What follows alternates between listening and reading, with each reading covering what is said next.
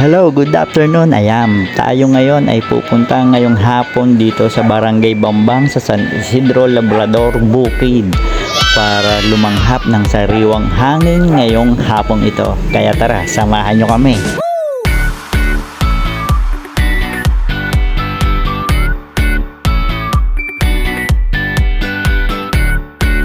At ayan na nga, nandito na tayo sa kalagitnaan. Uy, si kuya, may dalang mga baka. Ang daming baka pala rito. Kanya nang pinapauwi sa kanilang tahanan. At ayan, may mga nagbabasketball. Stop muna kayo at dadaan ng mga haring baka. Tara, let's go!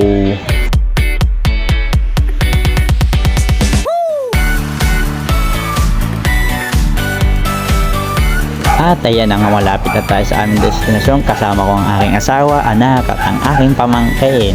Enjoy na enjoy. Oops, hilom na hilom sa hangin si Prince. At ayan na nga mga kabady, nakikita ko na ang aming pupuntahan. Napakasarap ng hangin dito ngayong hapon. Fresh na fresh, para kang nasa Baguio. Kaya tara, malapit na tayo. Samahan niyo kami.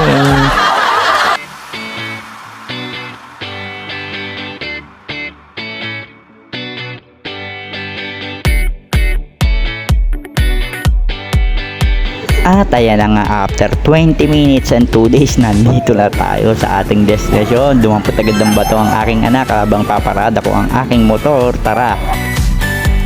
At ayan na nga, nang matapos ko nang iparada ang aking motor, agad ko nang inassemble ang aming uupuan. Ayan, talagang nagbaong pa kami, abangan nyo pa. At dito kami kakain ng aming meriendang turon at tinapay. Kaya tara, let's get it on. Assemble na natin ito mga kabady.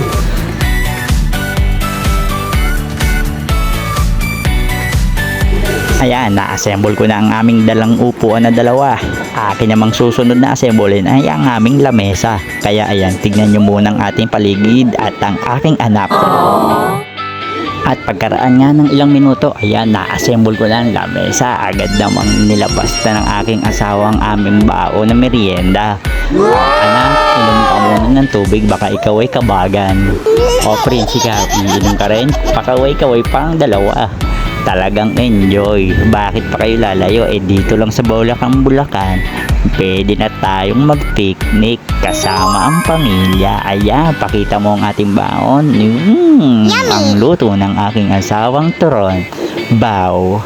Napakasarap. Yummy. Uy, may tinapay pa dyan. Sige anak, mag-enjoy ka muna dyan. Ayan po, may kasabay pa po tayo rito. Ayan, napakasayimoy ng hangin. At ayan na nga, ang aming baon ay aming nang uupakan. Sinimulan na agad ng aking asawa at ang aking pamangkin. Ang anak ko, hindi daw niya gusto yung tinapay. Anak, huwag mong itapon. Sayang ang pagkain, biyaya. Ayan, maraming batang nagugutom.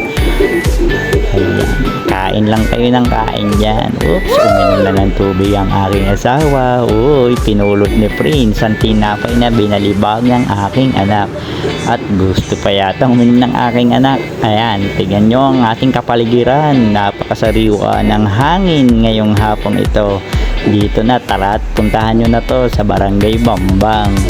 Ayan, kitang-kita nga pala dyan yung mga building dun sa may Manila Bay. Tanaw na tanaw dahil wala masyadong ulap na nakaharang. Sige, kain lang kayo dyan, anak. Manggugulo ka pa dyan, ha? Sige, lagot ka sa mami mo. Oops, dinamputan turon. Ayan, nang matapos niyang kumain, naglaro na ang aking anak ng kanyang paborito tuwing nandito kami, ang pumukol sa tubig ng bato. Sa busog, inantok ang aking asawa. Tuwan-tuwa naman si Prince. Tignan nyo ang kapaligiran, napakasarap. Huwag na kayong lumayo, dito lang yan sa Barangay Bambang. Tara, tayo'y mag-i-enjoy muna rito. Manood lang kayo hanggang dulo.